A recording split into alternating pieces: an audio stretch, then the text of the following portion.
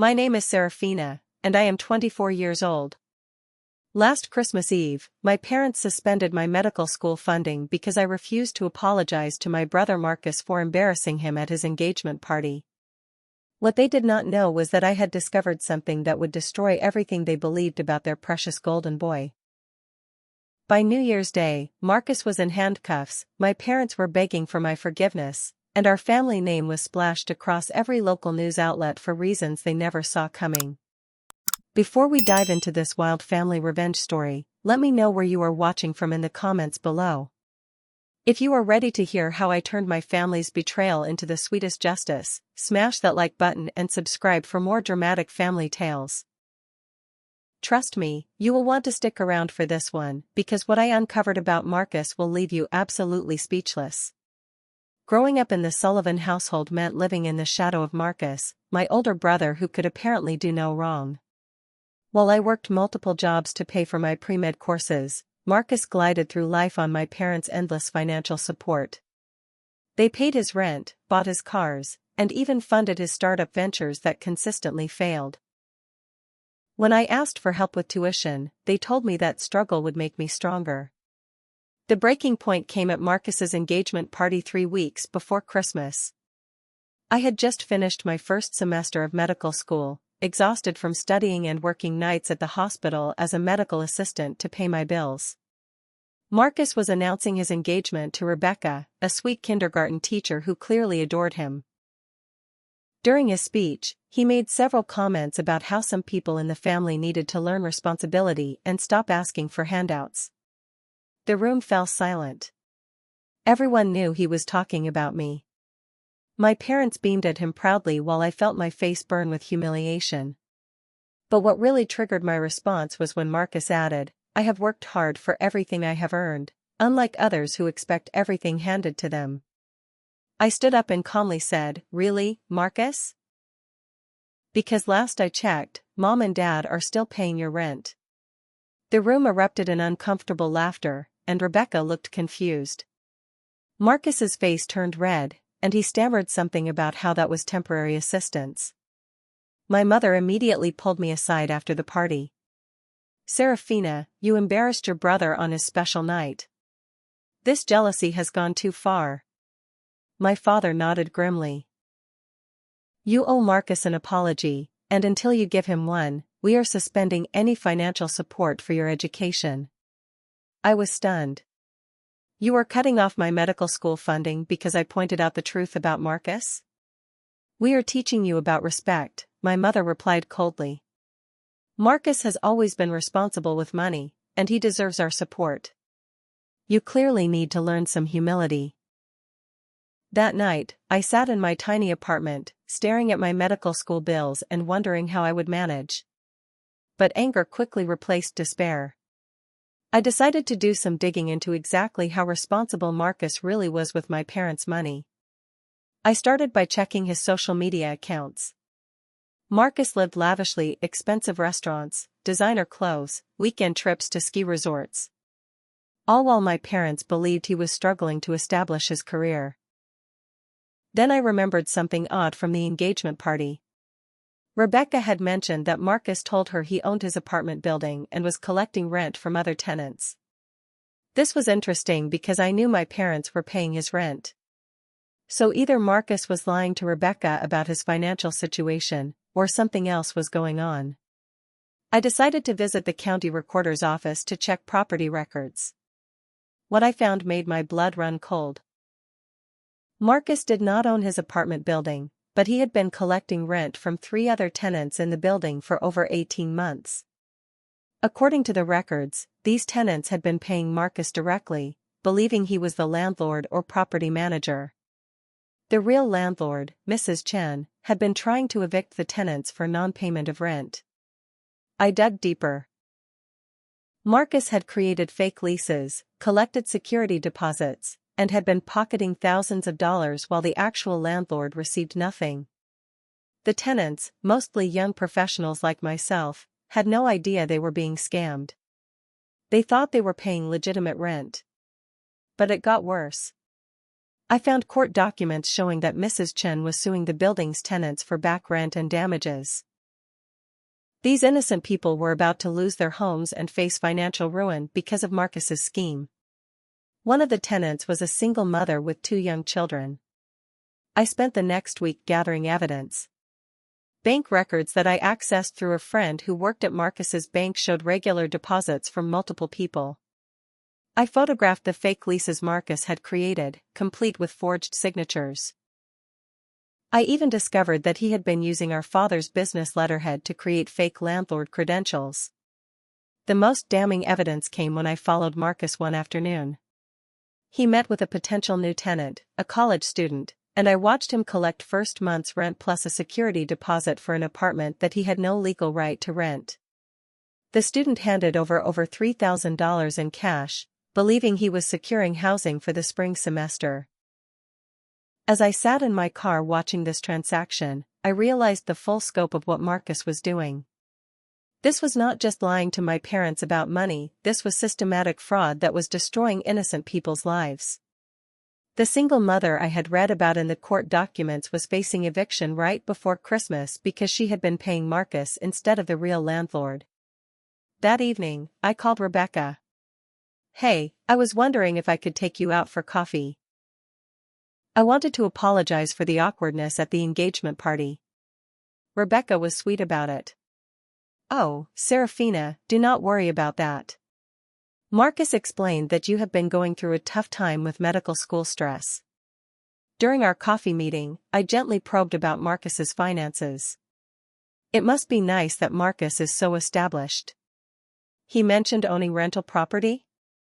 Rebecca's eyes lit up. "Yes, he has been so successful with his real estate investments. He owns several properties and collects rent from multiple tenants. He has been teaching me about property management. He says we will be able to buy a house right after the wedding because of his rental income." My heart sank for Rebecca, but I now had confirmation that Marcus was lying to everyone, not just my parents, but also his fiancée. Rebecca was planning her future based on income that did not legally exist. I spent that night staring at all the evidence I had collected. Bank records, fake leases, photographs, court documents, testimonies from defrauded tenants. Marcus was not just the golden boy who got preferential treatment, he was a criminal who was actively destroying lives while my parents funded his lifestyle. The question was what to do with this information. I could expose him immediately, but I wanted to make sure justice was served properly. These were not just family dynamics, these were serious crimes that required serious consequences. As I organized all the evidence into neat folders, a plan began forming in my mind. Marcus had humiliated me publicly and cost me my education funding over his wounded pride. But more importantly, he was continuing to hurt innocent people every day that his scheme went undetected. It was time to make sure the golden boy finally faced the consequences of his actions. The next morning, I woke up with absolute clarity about what needed to happen. This was not about family revenge anymore. This was about stopping a predator who was systematically destroying lives while hiding behind my parents' protection. But I also knew that simply presenting evidence to my parents would not work. They had spent 26 years making excuses for Marcus and would likely find ways to rationalize his behavior or blame external circumstances. I needed a strategy that would ensure real consequences and protect his victims. That meant involving law enforcement, but I also wanted to make sure my parents understood exactly how their golden boy had manipulated them. They needed to see the truth in a way that could not be dismissed or explained away. First, I contacted each of the defrauded tenants. This was delicate work because I had to explain who I was and why I was calling without immediately revealing the full scope of Marcus's deception. I started with Sarah, the single mother facing eviction. "Hi Sarah, my name is Serafina Sullivan. I believe you have been renting an apartment in the Maple Street building through my brother Marcus?" Sarah's voice was strained. "Yes, but there has been some kind of mix-up. The actual landlord says we owe back rent, but we have been paying Marcus every month like we agreed. I know this is going to sound strange, but I have reason to believe Marcus has been deceiving you about his authority to rent those apartments. Would you be willing to meet with me to compare documentation?" Sarah agreed immediately. She was desperate for answers because she was facing eviction proceedings and could not understand why her payments were not being credited to her account with the real landlord. I arranged similar meetings with the other two tenants, Jake and Maria. All three had been paying Marcus faithfully, all had fake lease agreements with forged signatures, and all were facing legal action from Mrs. Chen for non-payment of rent that they thought they had been paying. During these meetings, I carefully documented their stories, photographed their fake lease agreements, and gathered copies of their payment receipts. More importantly, I helped them understand that they were victims of fraud and that there were legal remedies available to them. What you are describing is wire fraud and theft, I explained to them during our group meeting. Marcus has been stealing from you while leaving you vulnerable to eviction. But if we work together and present this evidence properly, we can make sure he faces consequences and that you get financial restitution. Sarah started crying. I cannot afford to lose this apartment. My kids are settled in their school, and I used my savings for the security deposit. If I get evicted, I do not know where we will go. This was the moment that solidified my resolve. Marcus was not just some entitled brother taking advantage of family dynamics, he was actively destroying the lives of people who were working hard and playing by the rules. While my parents celebrated his business success, real families were facing homelessness because of his criminal scheme. I helped the tenants contact the actual landlord, Mrs. Chen, to explain the situation. Initially, she was skeptical because she had been dealing with what she thought were deadbeat tenants for months. But when we presented the evidence of Marcus's deception, including the forged lease agreements and fake business credentials using our father's company letterhead, her attitude changed completely. This young man has been impersonating a property manager and collecting money that belongs to me while my tenants faced eviction, Mrs. Chen said during our meeting. This is serious fraud. We need to involve the police. But I asked her to wait just a few more days. I wanted to gather additional evidence and make sure we had an airtight case. More importantly, I wanted to coordinate the timing of Marcus's exposure with maximum impact. During this time, I also began documenting my own evidence of family financial dynamics. I gathered records showing how much money my parents had given Marcus over the years versus what they had provided for my education. I calculated that they had spent over $60,000 supporting Marcus in the past 3 years alone, while I had received exactly $0 for medical school. I also started recording conversations with my parents about Marcus's finances. During one phone call, my mother proudly told me, Marcus has been so responsible lately. He told us that his rental property business is going so well that he might not need our help much longer. Really? How many properties is he managing now? I asked innocently. Oh, he has been expanding steadily. I think he mentioned having 4 or 5 rental units now. Your father is so proud of his entrepreneurial spirit. These recorded conversations would be crucial for demonstrating that my parents were making financial decisions based on Marcus's lies. They were not just enabling his lifestyle, they were being actively defrauded by him just like his other victims. Meanwhile, Marcus continued his scheme without any awareness that he was being investigated. In fact, he seemed to be escalating his criminal behavior. Through my surveillance, I discovered that he had started targeting college students specifically because they were less likely to have experience with rental agreements and were more vulnerable to his deception. I watched him meet with another potential victim, a 19-year-old sophomore who was desperately looking for off-campus housing. Marcus collected 2 months' rent plus a security deposit, totaling over $4,000, for an apartment that he had no legal right to rent.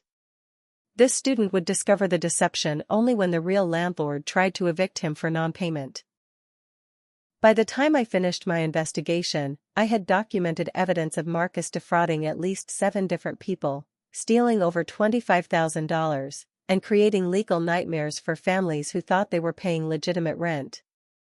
His scheme was not slowing down, it was accelerating. The most painful discovery was when I found text messages between Marcus and his friends joking about his stupid tenants and how easy it was to fool people into paying him money. In one particularly cruel exchange, he laughed about the single mother facing eviction, calling her pathetic for believing his story about being a property manager. Christmas was now just 1 week away. My parents were still demanding that I apologize to Marcus before they would restore my education funding. They had no idea that their golden boy was a criminal who was actively destroying lives while they celebrated his success. I realized that my parents needed to see the evidence in context. They needed to understand not just what Marcus had done, but how their unconditional support had enabled his criminal behavior. Simply presenting facts would not be enough, they needed to experience the same betrayal that his victims had experienced. It was time to plan the perfect moment for revelation, one that would ensure justice for everyone Marcus had hurt. The week before Christmas became a carefully orchestrated campaign to build an unshakable case against Marcus while protecting his victims from further harm. I knew I would only get one chance to expose him properly, so every detail had to be perfect. But as I dug deeper into his criminal network, I discovered that the rental fraud was just the beginning of his deception. Through my banking contact, I learned that Marcus had also been running credit card fraud schemes. He had been opening credit cards using other people's information, including some of his fake rental tenants. Jake, one of the tenants I had been working with, mentioned that his credit score had mysteriously dropped recently due to accounts he never opened. Marcus asked for a copy of my ID and social security card when I signed the lease, Jake told me during one of our evidence-gathering sessions. He said it was for the background check and security deposit processing. I felt sick. Jake, I think Marcus might have used your information to open credit accounts. We need to check your credit report immediately. When we pulled Jake's credit report, we found 3 credit cards that had been opened in his name over the past 6 months. The cards had been maxed out purchasing luxury items, and Jake was being held responsible for over $12,000 in fraudulent charges that Marcus had made. This pattern repeated with other tenants. Marcus had been systematically stealing identities, opening credit accounts, and making purchases while his victims faced damaged credit and debt collection efforts. He was not just stealing rent money, he was stealing entire financial identities. The scope of his criminal enterprise was staggering. I calculated that Marcus had stolen over $50,000 through various fraud schemes, all while my parents supported his lifestyle and praised his business acumen. Every dollar they gave him freed up money that he could invest in more elaborate criminal schemes. But the discovery that made me truly angry was finding evidence that Marcus had been planning to propose to Rebecca using money stolen from his victims. The engagement ring, the expensive restaurant, even their planned honeymoon, it was all funded through fraud. Rebecca was unknowingly building her future on a foundation of other people's financial ruin. I decided to approach Detective Williams, a financial crimes investigator I had met during my hospital work. Sarah had brought her daughter to the emergency room a few weeks earlier, and Detective Williams had been there following up on an unrelated case. When I explained the situation, she was immediately interested. "What you are describing is a sophisticated fraud operation," Detective Williams told me during our confidential meeting. "Identity theft, wire fraud, rental scams. This person is running what we would classify as an organized criminal enterprise. The fact that he is using family connections and legitimate business credentials makes it even more serious." She explained that they would need to coordinate with multiple agencies because Marcus's crimes crossed several jurisdictions. The rental fraud fell under local law enforcement, but the credit card fraud and identity theft were federal crimes that would involve the FBI. "The challenge we face is that your brother clearly has family support that has allowed him to operate without scrutiny," Detective Williams continued. "To make sure he faces appropriate consequences, we need to cut off that support system and ensure he cannot use family connections to minimize the charges." This meant timing the arrests carefully. If my parents learned about the investigation too early, they might hire expensive lawyers or try to pay restitution to make the charges disappear. But if we waited too long, Marcus might victimize more people. Detective Williams suggested a coordinated approach. "We will need victim testimony, financial records, and evidence of ongoing criminal activity.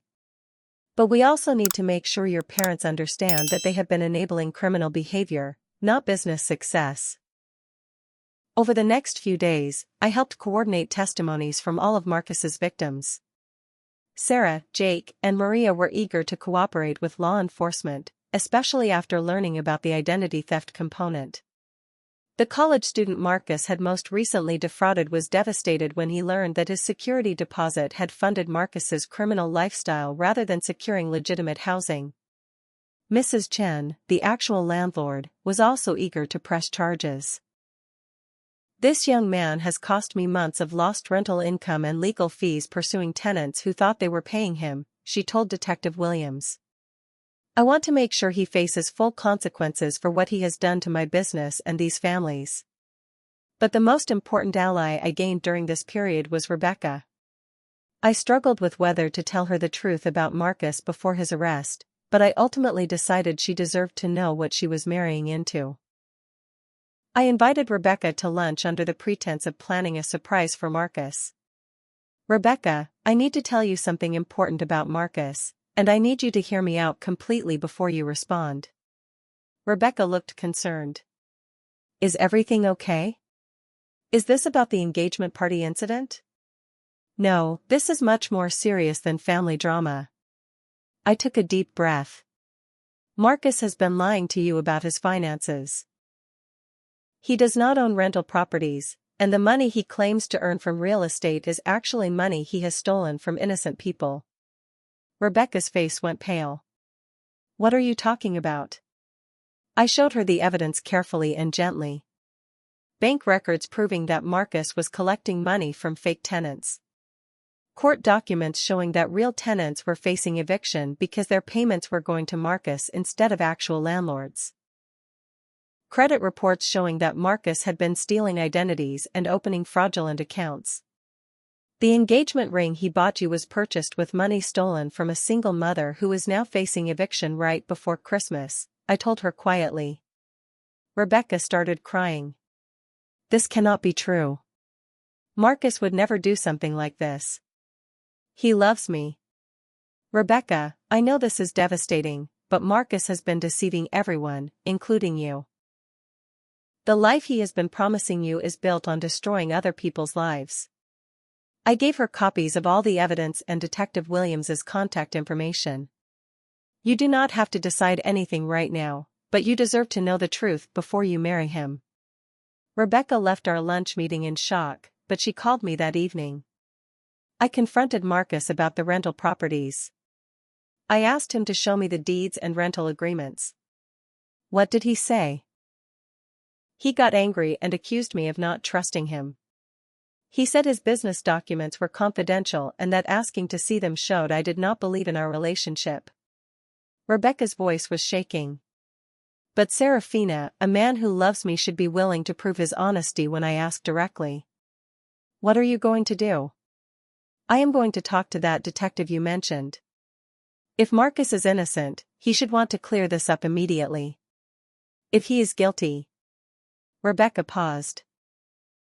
If he is guilty, then I need to know before I marry him. The next day, Rebecca met with Detective Williams and provided additional evidence that I had not been able to access. Marcus had shown her bank statements and business documents that revealed even more fraudulent activity. He had been forging our father's signature on business loans and using our family's business credit to fund his criminal operations. Your brother has been running a criminal enterprise using your family's legitimate business as cover, Detective Williams explained to me after meeting with Rebecca. He has been forging documents, stealing identities, defrauding tenants, and committing bank fraud. The total amount of money involved is approaching 6 figures. Christmas Eve was now 2 days away. My parents were still demanding that I apologize to Marcus, completely unaware that their golden boy was about to be arrested for multiple felonies. Detective Williams assured me that the timing would work perfectly. We will execute the arrest warrant on Christmas morning, she told me. By then, we will have coordinated with federal authorities, gathered all victim testimonies, and secured all evidence. Your brother will not be able to claim this as a misunderstanding or family dispute. As I drove home that evening, I thought about how dramatically everything would change in 48 hours. My parents would finally see Marcus for what he really was, his victims would get justice, and Rebecca would be free to build a life based on truth rather than lies.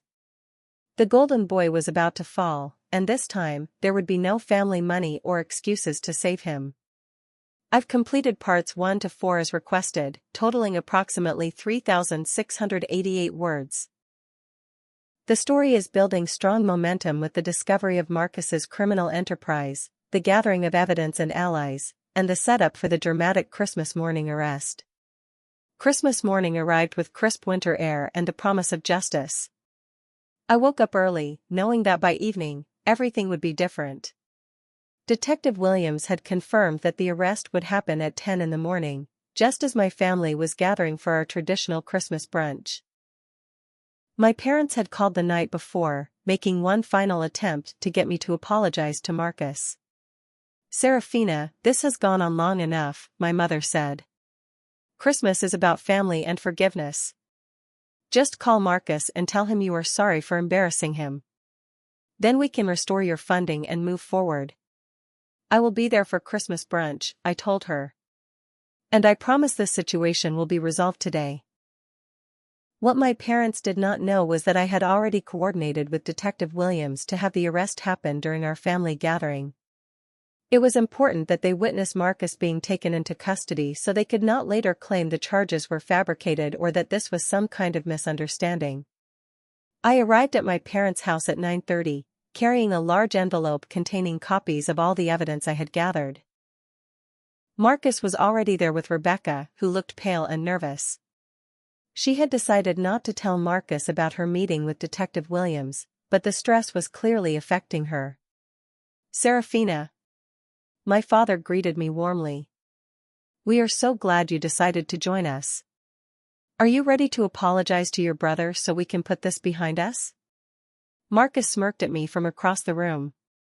"I am willing to accept your apology, sis. I know medical school stress can make people say things they do not mean." "Actually, I have something much more important than an apology," I said, setting the envelope on the coffee table. "I have some information that I think will interest everyone." My mother frowned. "Serafina, this is not the time for drama. We just want to have a peaceful Christmas." I agree completely. That is why I think it is important that we address Marcus's business activities before we celebrate. Marcus's confident expression faltered slightly. "What are you talking about?" Before I could respond, the doorbell rang. My father went to answer it, and I heard him speaking to someone at the door. "Officers? I think you have the wrong house. We are having a family Christmas celebration." Detective Williams appeared in our living room with 2 uniformed officers and an FBI agent. "Good morning, everyone. We are looking for Marcus Sullivan." The room fell completely silent. Marcus's face went white, and Rebecca moved away from him instinctively. "I am Marcus Sullivan," he said, his voice shaking. "Marcus Sullivan, you are under arrest for wire fraud, identity theft, grand larceny, and conspiracy to commit fraud." Detective Williams began reading his rights while one of the officers moved to handcuff him. My parents were frozen in shock. "There must be some mistake," my mother whispered. "No mistake, ma'am," the FBI agent said politely. "We have been investigating Mr. Sullivan's criminal enterprise for the past week. He has been systematically defrauding multiple victims while using fraudulent rental schemes and identity theft." Marcus looked at me with fury in his eyes. "You did this. You called the police on your own brother." "I reported criminal activity that was destroying innocent families," I replied calmly. "Including identity theft, rental fraud, and credit card fraud." As the officers led Marcus toward the door in handcuffs, he turned to my parents desperately. "Mom, Dad, call the lawyer. This is all a misunderstanding. I can explain everything." After Marcus was removed from the house, Detective Williams turned to my parents. "Mr. and Mrs. Sullivan, we will need to speak with you about your son's financial activities." Our investigation shows that he has been using your business credentials and possibly your financial accounts as part of his criminal operations. My father sank into his chair. I do not understand. Marcus is successful. He owns rental properties. He has been doing well financially. Sir, your son does not own any rental properties. He has been collecting rent from tenants in buildings he does not own, leaving them vulnerable to eviction while he pockets their money. He has also been using their personal information to open fraudulent credit accounts. Detective Williams handed my father a folder containing some of the evidence.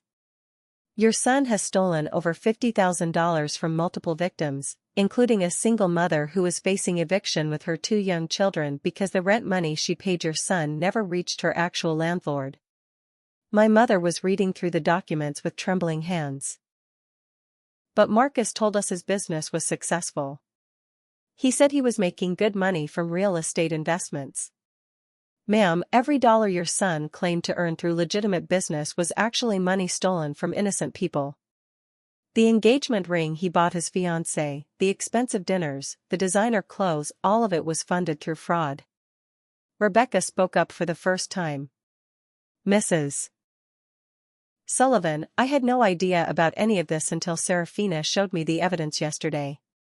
Marcus has been lying to all of us. My parents looked at Rebecca in shock, then turned to me. You knew about this? How long have you known? I started investigating after you suspended my education funding, I said. I wanted to understand exactly how responsible Marcus really was with money. What I found was that your golden boy is a criminal who has been destroying lives while you celebrated his success. My father was staring at the bank records showing fraudulent transactions. These deposits. Marcus told us this was income from his rental properties. Those deposits came from victims who thought they were paying legitimate rent, I explained. While you were giving Marcus money to support his lifestyle, he was using that support to fund criminal activities that hurt innocent families. The FBI agent addressed my parents directly. Mr. and Mrs. Sullivan, we need you to understand that your son's criminal activities were extensive and sophisticated. He used your business letterhead to create fake credentials, possibly forged your signatures on documents, and may have accessed your business credit accounts without authorization. My mother started crying. We trusted him. We believed he was building a successful business. Which is exactly what he counted on, Detective Williams said gently. Family members are often the last to see criminal behavior because they want to believe the best about their loved ones. But your son was taking advantage of your trust while destroying other families. After the law enforcement officers left, my family sat in stunned silence. Rebecca was quietly removing her engagement ring, and my parents were staring at the evidence scattered across the coffee table. Finally, my father spoke. Serafina, we owe you an enormous apology. We suspended your education funding to force you to apologize to a criminal. More than that, my mother added, tears streaming down her face. We have been enabling his criminal behavior for years without realizing it. Every dollar we gave him freed up money he could use to hurt innocent people. Rebecca looked at me with gratitude. Serafina, thank you for having the courage to expose the truth. I almost married someone who was living a completely fraudulent life. As we sat there processing the magnitude of Marcus's deception, I realized that this was not just about family drama or sibling rivalry. This was about justice, truth, and protecting innocent people from predators who hide behind family loyalty and social respectability. The golden boy had finally fallen, and this time, there would be real consequences. The days following Marcus's arrest were a whirlwind of legal proceedings, media attention, and family reckoning.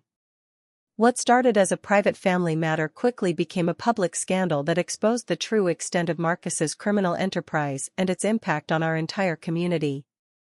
Detective Williams called me the next morning with updates. Your brother has been charged with 14 felonies across state and federal jurisdictions. The evidence you helped gather was crucial in building our case. Marcus had attempted to claim that his activities were legitimate business transactions and that any problems were simple misunderstandings. However, the overwhelming evidence of forged documents, stolen identities, and systematic deception made his defense impossible to maintain. The prosecutor is treating this as an organized criminal enterprise, Detective Williams continued. The identity theft alone carries potential sentences of several years, but combined with the wire fraud and the systematic nature of his schemes, Marcus is looking at significant prison time. More victims came forward once news of the arrest became public. The local newspaper ran a story titled "Local Man Arrested in Sophisticated Fraud Scheme," and within hours, 3 additional families contacted police to report similar experiences with Marcus. One of the most heartbreaking new cases involved an elderly couple, the Hendersons, who had been convinced by Marcus to invest their retirement savings in what they thought was a legitimate real estate development. Marcus had used fake documents bearing my father's business letterhead to convince them that the investment was backed by our family's construction company. "We trusted him because he seemed like such a nice young man from a good family," Mrs. Henderson told the reporter. "He stole our entire retirement fund and left us facing financial ruin in our 70s. My parents were devastated when they read this story. My father immediately contacted his lawyer to understand the full extent of Marcus's use of his business credentials. What they discovered was even worse than we had initially realized. Marcus had been forging my father's signature on business loans for over 2 years. He had accumulated over $30,000 in fraudulent debt using our family business as collateral. My father's company was now facing potential bankruptcy because of loans he never authorized and debts he never incurred. Serafina, your brother has destroyed our business," my father told me during one of our difficult conversations that week. "I trusted him with access to business accounts and documents because he was my son. I never imagined he would use that access to commit crimes." The legal implications for my parents were serious. While they were not criminally liable for Marcus's fraud, they faced potential civil liability for debts he had incurred using forged signatures. Their business insurance did not cover criminal acts committed by family members, leaving them personally responsible for his fraudulent loans. My mother was struggling with guilt and depression. How did we not see what he was doing? How did we raise a son who could destroy innocent families without any remorse? During one particularly difficult family meeting, my mother showed me text messages she had found on Marcus's old phone. In conversations with his friends, Marcus had bragged about how easy it was to manipulate stupid people and how his family connections made him untouchable in business dealings. One message was particularly cruel: "My parents think I am some kind of business genius. They have no idea I am just stealing money from idiots dumb enough to trust me. Best part is, if anyone ever catches on, my family will just pay to make it go away like always." Reading those messages, I realized that Marcus had been counting on family loyalty and financial support to protect him from consequences. He had built his entire criminal enterprise on the assumption that my parents would always bail him out of any trouble. But perhaps the most painful revelation was discovering how Marcus had talked about his victims. In one conversation, he referred to Sarah, the single mother facing eviction, as pathetic and joked about how her children would be homeless because of money she had voluntarily given him. Rebecca was dealing with her own trauma from the revelation. She had moved back in with her parents and was receiving counseling to process the emotional manipulation she had experienced. During one of our conversations, she shared how deeply Marcus's deception had affected her trust in relationships. "I keep questioning everything he ever told me," Rebecca confided. "Was anything about our relationship real, or was I just another victim he was manipulating for his own benefit?" Rebecca had also discovered that Marcus had been pressuring her to combine their finances after marriage and had suggested that she add him to her bank accounts and credit cards. With hindsight, she realized that this was likely preparation for financial abuse that would have expanded his criminal opportunities. "He was grooming me to become his next victim," she told me. "If we had gotten married, he probably would have stolen my identity and destroyed my credit just like he did to his tenants. The community impact of Marcus's crimes was significant. Local news coverage brought attention to rental fraud schemes and identity theft targeting young adults and vulnerable families. The district attorney used Marcus's case to launch a broader investigation into similar crimes in our area. Sarah, Jake, and Maria were working with victim services to recover financially from Marcus's fraud. The restitution process would be complicated because Marcus had already spent most of the stolen money, but criminal asset forfeiture might recover some funds from items he had purchased with fraudulent proceeds. Mrs. Chen, the landlord whose tenants had been defrauded, was pursuing a civil lawsuit against Marcus for lost rental income and legal costs. However, she had also reached an agreement with his victims to allow them to stay in their apartments while they worked through the legal complications caused by Marcus's fraud. The college student who had been Marcus's most recent victim was particularly vocal about the impact of the crimes. "I lost my housing, my security deposit, and almost had to drop out of school because I could not find anywhere else to live mid-semester," he told the campus newspaper. "This person destroyed my academic plans and financial security for his own greed." As the legal proceedings continued, it became clear that Marcus would face significant prison time and would be required to pay substantial restitution to his victims. However, the full financial recovery would take years, if it happened at all. My parents made the difficult decision to sell their house to help pay restitution to Marcus's victims and to cover the fraudulent debts he had incurred using my father's business. They also established a victim assistance fund to help families like the Hendersons who had lost their retirement savings. "We cannot undo what Marcus did, but we can take responsibility for our role in enabling his behavior," my father explained to me. "We trusted him blindly and gave him access to resources he used to hurt people. We need to make that right." The Golden Boys empire had completely collapsed, and the consequences were rippling through our entire family and community. 6 months after Marcus's arrest, the legal proceedings were complete, and our family had begun the long process of rebuilding from the devastation he had caused.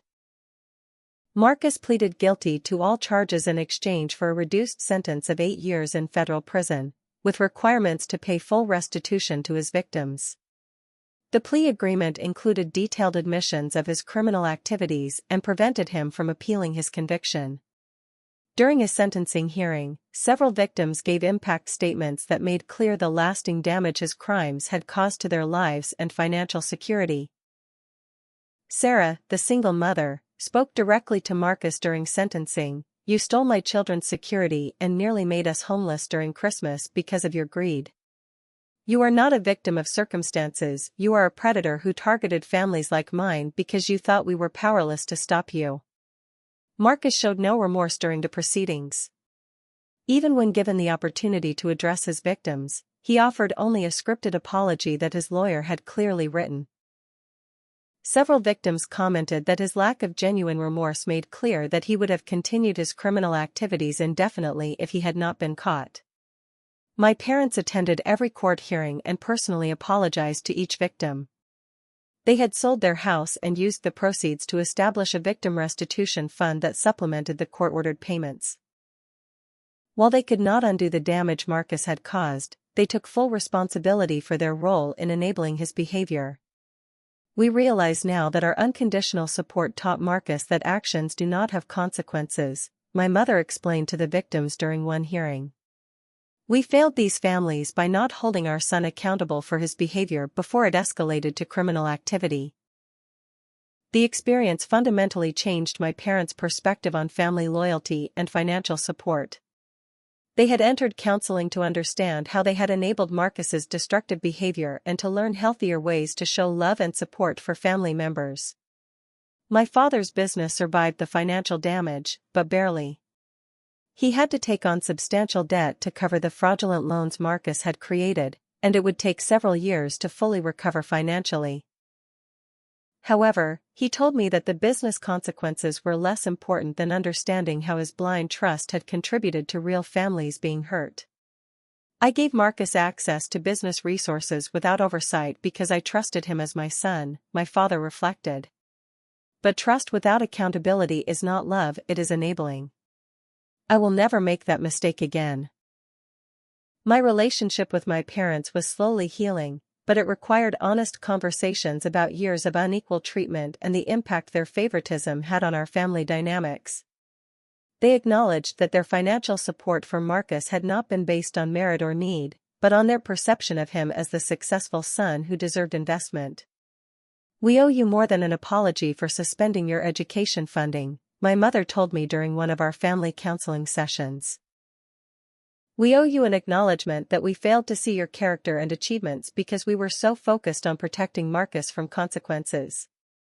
My parents restored my medical school funding and also provided additional support to help me complete my degree without the financial stress I had been experiencing. More importantly, they began treating me as an adult whose opinions and observations had value, rather than a problem child who needed to be managed.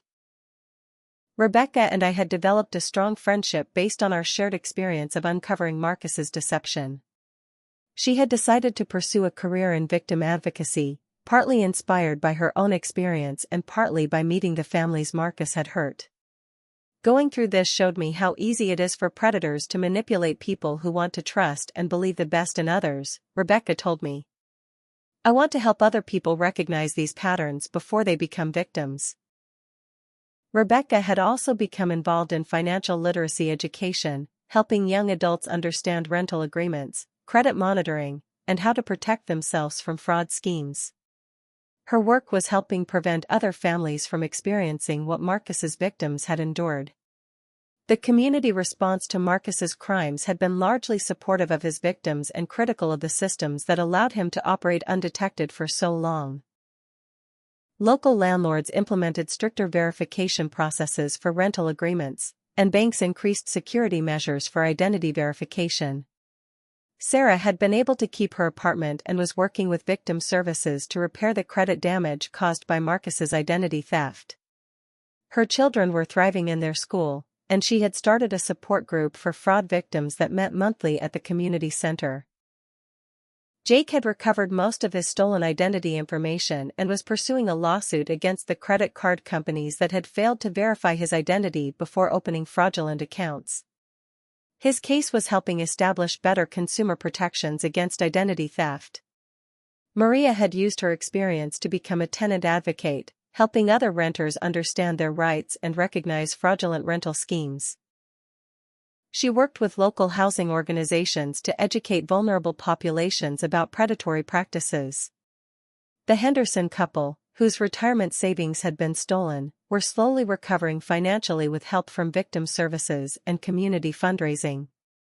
Their story had prompted local banks to implement additional safeguards for elderly customers making large investments.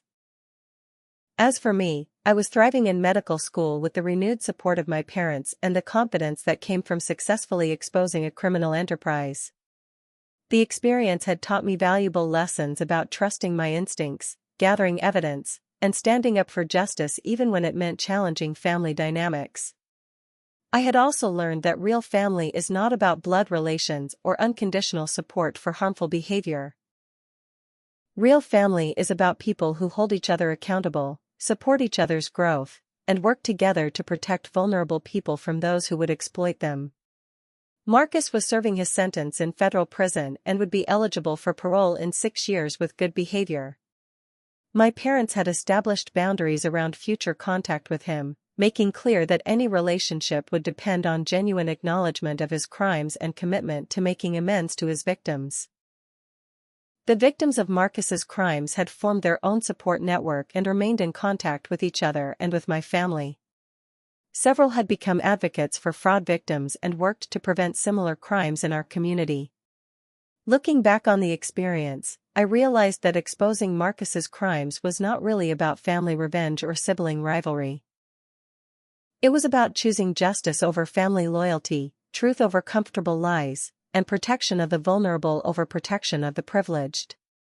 The golden boy had fallen, his victims had received justice, and our family had learned that real love sometimes means holding people accountable for their actions. Most importantly, innocent families were safe from Marcus's predatory behavior, and our community was stronger for having confronted the truth about his crimes. Have you ever discovered that someone you trusted was living a completely different life than what they showed you? Family karma has a way of revealing the truth eventually, but sometimes it takes courage to act on what you discover.